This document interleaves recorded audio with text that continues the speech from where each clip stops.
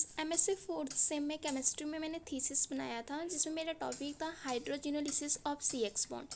तो मैंने उसी को पीपीटी में कन्वर्ट कर रखा है। आई होप कि ये वीडियो आपके लिए हेल्पफुल हो। तो मेरा टॉपिक जो था हाइड्रोजिनोलिसिस ऑफ CX बॉन्ड। तो मैं इसमें पीपीटी में सबसे पहले मेरा जो फ्रंट पेज है वो मेरा टॉपिक से रिलेटेड मैंने किया है। उसके बाद नेक्स्ट वन है जो मेरा ओवरव्यू है। ओवरव्यू में क्या क्या मैंने इसको इंक्लूड कर रखा है। सबसे पहले first of all you will understand about what is the introduction of this topic and the next one is the review of literature. Then now next come to the methodology and then resultant discussion and at last conclusion and last but not the least the reference because it is the mandatory for higher classes. सबसे पहले जो हमारा chapter 1 होता है वो introduction होता है। Introduction में हम उस पार्ट को इंक्लूड करते हैं जिसमें हमारा जो टॉपिक है उस टॉपिक का बेसिक जो इन्फॉर्मेशन है वो हमारा आता है इंट्रोडक्शन वाले पार्ट में। फॉर एग्जांपल मेरा टॉपिक है हाइड्रोजिनोलिसिस। तो हाइड्रोजिनोलिसिस जो वर्ड होता है वो 3 टर्म से मिलके बना हुआ होता है। जो फर्स्ट जो हाइड्रोजिनोलिसिस है उसमें hydro, geno and lysis. Hydro means hydrogen, geno means addition, lysis means break down. अगर मैं इस तीनों जो वर्ड है इनको कंबाइन करूँ तो उसका मीनिंग निकलता है the addition of the cleavage of bond then addition of hydrogen is known as hydrogenolysis. Hydrogenolysis में हम क्या करते हैं, कार्बन और जो हमारा हेट्रो एटम होता है उसके बीच का जो बॉन्ड होता है, उसके बीच का जो सिंगल बॉन्ड होता है उसको हम क्लीव करते हैं, मीन्स ब्रेक करते हैं। Then after the break down of this bond then addition of hydrogen is known as hydrogenolysis. जो ये पूरी प्रोसेस होती है किसी एक मेटल कैटलिस्ट के प्रेजेंस में होती है। तो इसमें इस सबसे पहले जो ये हमारा प्रोसेस होता है एक रिडक्टिव क्लीवेज प्रोसेस होता है जिसमें एडिशन ऑफ हाइड्रोजन होता है in the presence of metal catalyst. तो इसमें हमने देखा कि सबसे पहले हमें पता होना चाहिए क्लीवेज जो टर्म्स आए। फॉर एग्जांपल कैटलिस्ट क्या होता है, क्लीवेज क्या होता है एंड रिडक्शन क्या होता है। एंड हाइड्रोजिनोलिसिस में वर्ड में ही आ रहा है हाइड्रोजन, तो हमें इन सब की बेसिक इन्फॉर्मेशन होनी चाहिए। तो इंट्रोडक्शन में मैंने उन्हीं सारे टर्म्स को इंक्लूड कर रखा है जो कि मेरी डेफिनेशन में आया है। फिर नेक्स्ट है hydrogen. Hydrogen is the chemical element with the symbol of H and atomic number 1। जो हमारा हाइड्रोजन होता है ये केमिकल एलिमेंट होता है जिसका सिंबल क्या होता है, H होता है और इसका एटॉमिक नंबर 1 होता है। Hydrogen is the lightest element. ये सबसे हल्का तो नहीं बोल सकते हैं हाँ, लेकिन लाइटेस्ट एलिमेंट होता है। At standard conditions hydrogen is a gas of diatomic molecules having the formula H2। जो हमारा हाइड्रोजन होता है एक डायटोमिक मॉलिक्यूल्स के फॉर्मेट में होता है, इसका फॉर्मूला क्या हो जाएगा H2। It is colourless, odourless, tasteless and non toxic and highly combustible. जो हाइड्रोजन होता है अगर ऑक्सीजन के साथ रिएक्ट करेगा तो क्या बनाता है, वाटर बनाता है which is not a toxic in nature. और नेक्स्ट जो हमारा है इसमें जो टर्म आया था रिडक्शन, तो मैंने रिडक्शन के साथ साथ ऑक्सीडेशन को भी यहाँ पर एक्सप्लेन किया हुआ है। रिडक्शन होता क्या है, addition of hydrogen and addition of electropositive element, removal of oxygen, removal of electronegative element. अगर ये 4 स्टेप्स हो रही है, इसके अलावा भी 2 और होते हैं जैसे कि हम जिनको ऑक्सीडेशन स्टेट के बेसिस पे भी हम ऑक्सीडेशन रिडक्शन को एक्सप्लेन कर सकते हैं। यहाँ पर मेनली मैंने 4 कंडीशंस ले रखी हैं। इसका जस्ट अपोजिट होता है ऑक्सीडेशन। तो वहाँ पे जो जो प्रोसेस ऑक्सीडेशन में हो रही थी यहाँ पे जस्ट उसका हमने रिवर्स कर रखा है।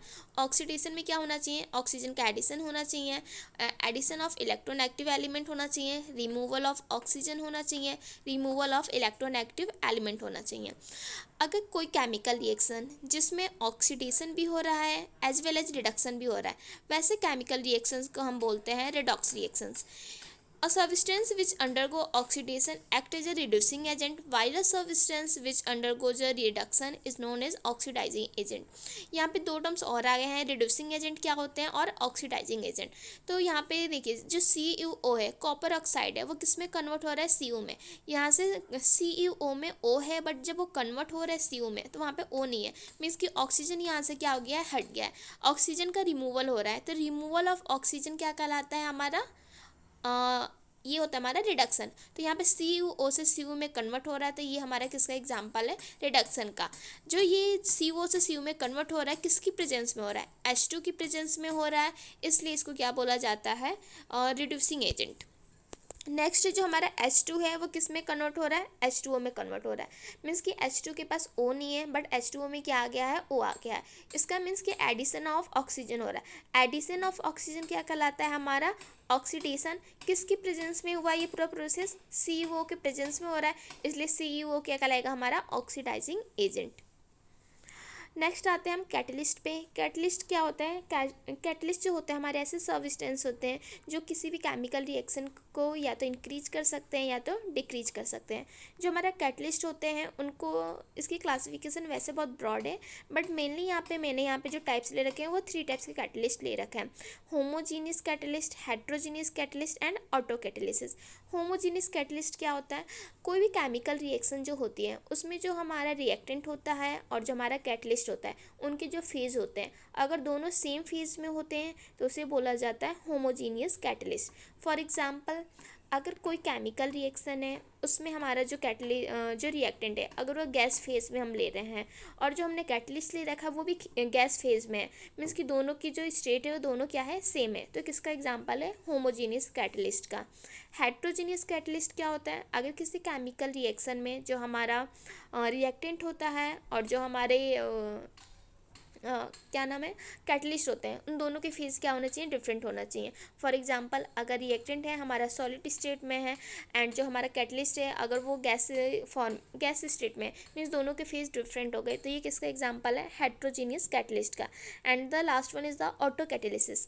ऑटो कैटेलिसिस क्या होता है, जो केमिकल रिएक्शंस में हमारा जो रिएक्टेंट से प्रोडक्ट में कन्वर्ट होता है, तो कभी कभी जो हमारा प्रोडक्ट बना हुआ होता है वो खुद ही एज ए कैटलिस्ट बिहेव करता है, जिसे बोला जाता है auto catalysis. Cleavage of bonds, जो बॉन्ड्स को ब्रेक करते हैं उसे बोला जाता है क्लीवेज ऑफ बॉन्ड्स। जो बॉन्ड का क्लीवेज होता है वो 2 टाइप से मेनली हो सकता है, एक होता है होमोलिटिक क्लीवेज, एक होता है हेट्रोलिटिक क्लीवेज। होमोलिटिक क्लीवेज में क्या होता है, होमोलिटिक क्लीवेज में हमें क्या करना होता है, जो मॉलिक्यूल्स होते हैं उसमें शेयरिंग ऑफ जो इलेक्ट्रॉन्स होते हैं वो दोनों मॉलिक्यूल्स में इक्वली क्या हो जाता है, डिस्ट्रीब्यूट हो जाता है, तो इसे बोला जाता है होमोलिटिक क्लीवेज।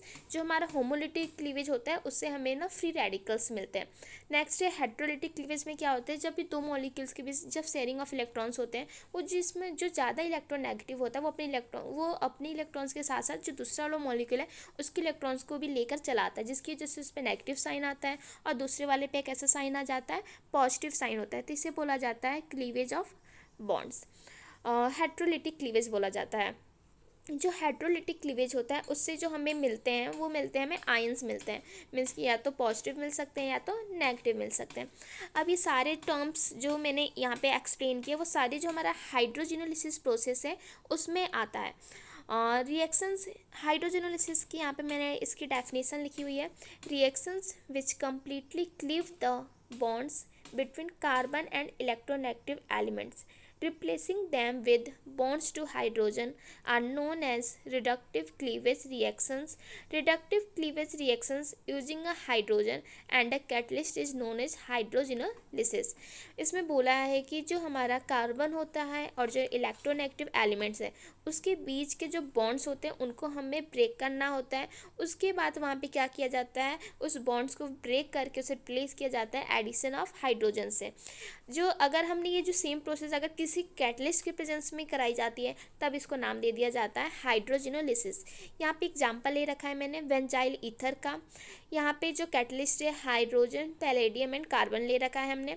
तो यहाँ पे हमने क्या कर रखा है, जो C6H5CH2 है और जो ये O है, तो हम बॉन्ड जो ब्रेक करना है मीन्स क्लीव करना है, हम जो RCH2 और O है कार्बन ऑक्सीजन उनके बीच के भी बॉन्ड को ब्रेक कर सकते हैं, और या फिर हम यहाँ से भी C और जो बेंजाइल वाला ग्रुप है उस वाले कार्बन और O के बीच के बॉन्ड को ब्रेक कर सकते हैं। बट हमने इस वाले में जो प्रोडक्ट बनाया हमने कहाँ से ब्रेक कर रखा है, जो हमारा बेंजाइल ग्रुप है उसके बाद से जो बेंजाइल ग्रुप है और जो ऑक्सीजन है उसके बीच को हमने क्या कर रखा है, ब्रेक कर रखा है। ऐसा इसलिए किया गया है बिकॉज जो हमारा बेंजाइल ग्रुप होता है यहाँ से जो हमें प्रोडक्ट मिल रहा है वो ज़्यादा स्टेबल प्रोडक्ट मिल रहा है, इस वजह से हमने इस वाले बॉन्ड को ब्रेक कर रखा है। तो यहाँ से हमने बॉन्ड को ब्रेक कर रखा है और दोनों जगह बॉन्ड को ब्रेक करने के बाद जो फर्स्ट वाला पार्ट मिला है वहाँ भी एच लगा दिया हमने, जो सेकंड वाला पार्ट मिला है वहाँ भी हमने क्या लगा दिया है, एच का एडिशन करा दिया है। तो फर्स्ट वाले पार्ट में जब हमने एच लगाया है तो वहाँ से हमें अल्कोहल मिल गया। जो सेकंड वाला पार्ट था C6H5CH2, वहाँ से जब हमने ब्रेक किया वहाँ पे एच लगा दिया तो हमें टॉल्यूइन मिल गया। ये था हमारा हाइड्रोजिनोलिसिस। मैंने इसमें जो बना रखा है एक्चुअल में मैं आपको 1 बाय 1 करके एक्सप्लेन करती हूँ, नहीं तो वीडियो बहुत लंबी हो जाएगी। और इस जो फर्स्ट ऑफ ऑल मैंने एक्सप्लेन कर रखा है, ओनली इंट्रोडक्शन वाले पार्ट को एक्सप्लेन कर रखा है। इंट्रोडक्शन के बाद अब मैं आपको नेक्स्ट समझाऊंगी रिव्यू ऑफ लिटरेचर। तो किसी भी जो हम जब थीसिस बनाते हैं तो पहले हमें इंट्रोडक्शन को लेना होता है, जो इसका नेक्स्ट आता है वो होता है रिव्यू ऑफ लिटरेचर। तो आप बताइएगा कि आपको ये वीडियो कैसे लगा। Thanks for watching.